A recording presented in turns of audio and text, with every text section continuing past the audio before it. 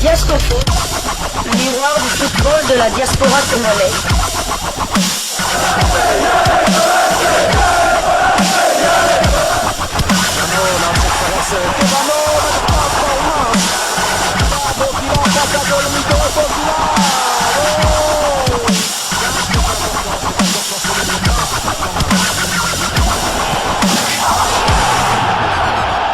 Diasco Foot, le miroir du football de la diaspora congolaise.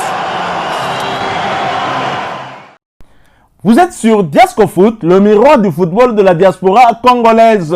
Diasco Foot vous dit bonjour, tout le plaisir est pour nous de vous retrouver, mais surtout de savoir que vous êtes nombreux en train de suivre votre chaîne YouTube dédiée uniquement aux footballeurs de la diaspora congolaise. C'est l'heure de partager avec vous quelques news que nous avons pu récolter pour vous, des news concernant certains de nos internationaux ou des binationaux qui se sont illustrés dans leurs clubs respectifs. Et cela dans le cadre de cette deuxième livraison sportive de ce mardi 9 avril 2024. Une livraison que nous débutons par la Belgique. Deuxième défaite de suite pour l'Union Saint-Gilloise dans les playoffs Champions.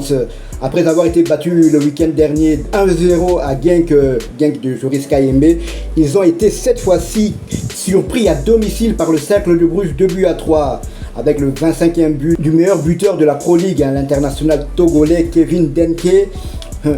Denke qui est le meilleur buteur africain évoluant en Europe. Donc il est le meilleur buteur, Gurassi est deuxième et Banza est troisième. Donc c'est un joueur on va remporter notre deuxième match au mois de juin. Dans la quatrième journée. Ici à Kinshasa. Tout à fait. On a parlé justement de ce joueur hier. Donc il faudra vraiment se méfier de ce joueur qui fait vraiment sensation ici et qui fait sensation en Belgique. Heureusement, donc malgré cette défaite, heureusement pour l'Union Saint-Gilloise, Anderlecht aussi a perdu. Mais eux ils ont perdu cette fois-ci face au club de Bruges, l'autre club de la ville de Bruges. Donc les deux équipes restent ex-aequo avec 35 points. Sadi qui était titulaire pour la 4e fois consécutive avant de sortir à la 84e minute de jeu. Son temps de jeu est de 2485 minutes sur 4558. Il a joué 44 matchs, comme je le disais. Sadi qui est le joueur congolais international. Bon, plus il est encore international U23. C'est le joueur qui a disputé le plus grand nombre de matchs en Europe. 44 matchs s'il vous plaît sur 47. Il a délivré 2 passes décisives. Prochaine journée pour l'Union Saint-Gilloise, ils se déplaceront à Anderlecht pour un match explosif.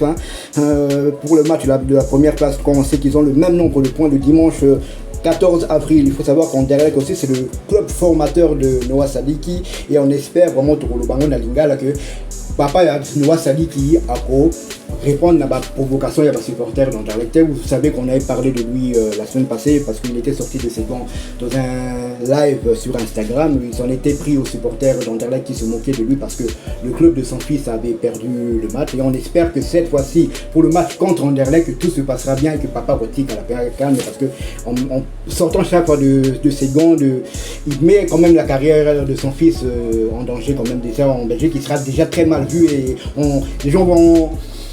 Barobo, ça n'a que c'est pas le fils qui parlait. Ils vont faire seulement ils vont checker dans le même sac. Donc Francis a dit qu'il vraiment tout vraiment fan de tika moi tika supporter baluba pour supporter à l'obaka club et Saraya Bango. Voilà ce que je pouvais dire. Oui, il faut ce dont je suis assez sûr, c'est que Francis Sadiki ne sera pas du côté d'Anderlecht parce que là, franchement, avec son altercation à distance, bien sûr, avec le public d'Anderlecht, ce qui est grave, c'est qu'il a insulté le club. Au-delà du public, moi je peux comprendre avoir des discussions, des disputes avec le public. Là, on peut peut-être déborder, mais insulter en tout cas le club comme il l'a fait, un club qui a formé votre enfant, c'est comme si vous insultez un professeur qui a enseigné votre enfant. Là, je crois que c'était quand même pas mal, et surtout venant d'un éducateur comme lui, c'est un entraîneur, il faut également le rappeler. Alors ce qui m'inquiète aussi, c'est que j'ai comme l'impression que depuis la défaite de l'Union Saint-Gilloise contre Genk, c'est comme s'ils ont eu un coup de massue, et ils n'arrivent pas à se relever. Il y a un problème, ils doivent vraiment mentalement revenir. Il y a un problème mental parce que ça fait la 3e année de suite, l'Union était 2e, je crois, il y a 3 ans, ils se sont effondrés. Il y a 2 ans, ils se sont effondrés carrément dans les playoffs. Et la saison dernière, ils ont mené aussi de bout en bout le championnat avant de s'effondrer, de s'écrouler lors des. Ils étaient en train de mener face à Bruges et lors de la victoire, ils étaient champions. Et ils se sont écroulés, ils ont perdu ce match à 2-1 alors que le championnat leur tenait les bras. Et cette saison aussi, 2 défaites d'affilée alors qu'ils n'ont perdu qu'une seule fois en 30 matchs de championnat. Je ne comprends pas, c'est peut-être un problème mental. C'est vrai que cette équipe de l'Union a été championne pour la dernière fois dans les années 60. C'est un truc que les supporters attendent depuis longtemps, mais je ne sais pas, des jours, il y a un blocage on a du mal à expliquer ça. Ils ont l'occasion de se relever lors de leur prochain match contre Anderlecht, un match qui a une très grande importance, et c'est quasiment un derby, on va dire, et surtout que l'équipe qui gagnera va distancer l'autre. L'équipe qui gagnera aura 3 points d'avance. Il faut savoir que depuis que l'Union est revenue en première division en Belgique, il a toujours battu Anderlecht. Donc, Beta Union et Anderlecht, Beta Anderlecht, même pas un match nul, même pas une défaite. Donc, vraiment, l'Union a bala Anderlecht. Mais vu la mauvaise dynamique qu'ils ont cette fois-ci, vont-ils toujours continuer sur leur lancée? On verra ça dimanche prochain. Sauf que l'Anderlecht de cette année, j'ai l'impression que l'équipe revient quand même de très loin. Alors nous quittons la Belgique, nous allons cette fois du côté de l'Italie. En Italie, on jouait la 31e journée de Serie A, championnat italien de première division. Cyril Ngong et Naples renversant sur le terrain de Monza dans un match fou où on aura assisté à 6 magnifiques buts. C'est pourtant Monza qui prend les choses en main dès la 9e minute par Djuric pour le 1-0, score qui restera inchangé jusqu'à la pause. De retour des vestiaires, Naples revient avec des bonnes intentions et met un peu plus de pression sur Monza. Dans le bloc, commence peu à peu à descendre beaucoup plus bas. L'international nigérian Victor Osimhen trouve la faille à la 55e minute pour l'égalisation. Il est imité 3 minutes plus tard par son coéquipier Politano, puis Zielinski à la 61e minute pour le 1 contre 3. La réaction de Monza ne tardera pas car 1 minute après, Colpani réduit le score à 2-3 et redonne ainsi espoir aux siens. Malheureusement, Raspadori va couper court à tout espoir en inscrivant le but du break à la 69e minute et le score restera ainsi inchangé. 2 buts contre 4 était donc le score final. Titulaire, Cyril Ngong n'a pas disputé l'intégralité de ce match car il a été remplacé à la 55e minute de jeu. Ngong voit son temps de jeu porté à 207 minutes sur les 1342 minutes possibles. Il aura participé à 8 des 14 matchs avec son club avec tout de même un but inscrit. Et pour rappel, Cyril Ngong reste éligible pour jouer avec les Léopards même si il veut se donner encore du temps. Je vous rappelle également que c'est le fils d'un ancien international congolais, Michel Ngong. Après leur belle victoire à l'extérieur, Naples occupe la 7e place de Serie A avec 48 points, 13 victoires, 9 nuls et 9 défaites, 48 buts inscrits contre 38 encaissés. Et prochain rendez-vous pour Naples, ce sera pour le compte de la 32e journée et la réception de Frosinone. Ce match est prévu pour le dimanche 14 avril 2024 sous le coup de 11h30 heure de Kinshasa, 12h30 heure de Saké à l'est de la République démocratique du Congo. Nous quittons la Serie A mais pas l'Italie, nous allons cette fois du côté de la Série B. La 2e division italienne, nous l'on joué la 32e journée. Ni vainqueur ni vaincu entre Ascoli et Venezia. Aucune des deux équipes n'ayant pu trouver la faille, le score est resté 0 but partout. Brian Bayeye, l'international congolais, n'était malheureusement pas sûr. La fin du match, son temps de jeu stagne donc à 1223 minutes sur les 2345 minutes possibles. Il aura participé à 19 des 24 matchs avec son club.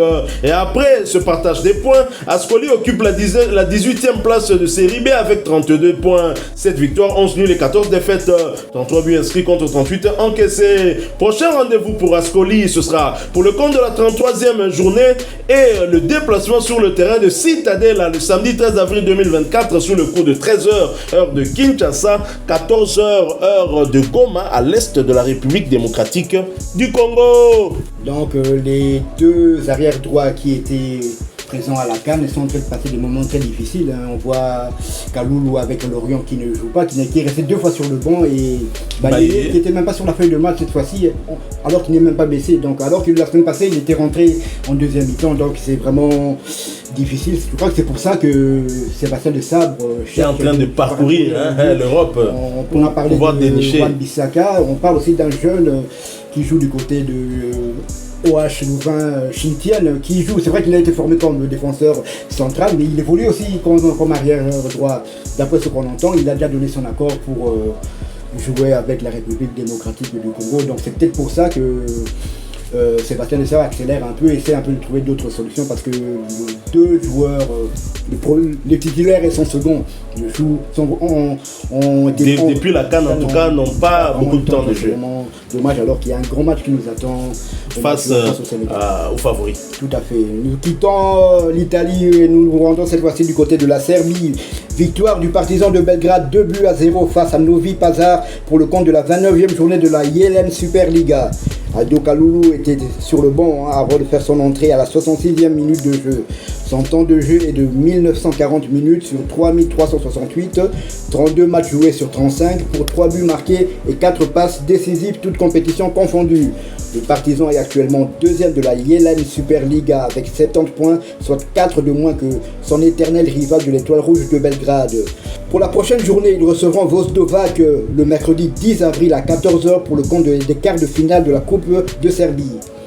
Nous quittons la Serbie, nous allons cette fois du côté de l'Arabie Saoudite pour clôturer cette deuxième livraison sportive de ce mardi 9 avril 2024 en Arabie Saoudite, où l'on jouait la 27e journée de la Saudi Pro League, première division saoudienne. Marcel Tisserand et Abba qui recevaient Al-Fatel ont battu sur le score de 2-1.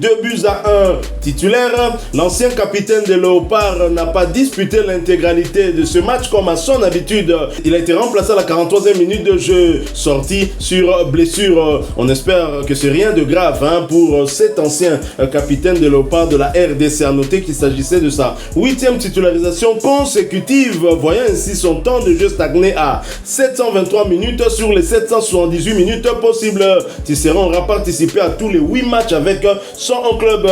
Et après leur victoire, Abba occupe la 15e place de la Saudi Pro League avec 25 points, 13 victoires, 4 nuls et 16 défaites, 31 buts inscrits contre 68 encaissés. Et prochain rendez-vous pour Tisserand et ses coéquipiers, ce sera pour le compte de la 28e journée du même championnat, le déplacement sur le terrain d'Al-Shabaab le jeudi 18 avril 2024 sous le coup de 19h heure de Kinshasa et 20h heure de Buta dans la province de l'Ituri. Nous sommes à l'est de la République démocratique du Congo. Voilà donc qui met fin à cette deuxième livraison sportive de ce mardi 9 avril 2024. Si vous l'avez aimé, laissez-nous un maximum de j'aime. Merci de partager avec nous aussi en commentaire votre point de vue. Si vous êtes nouveau, n'hésitez pas à vous abonner sur cette chaîne et n'oubliez pas d'activer la petite cloche de notification histoire de ne plus rien manquer des prochains sujets que nous allons vous proposer. En attendant, portez-vous bien et Diasco Foot vous dit au revoir.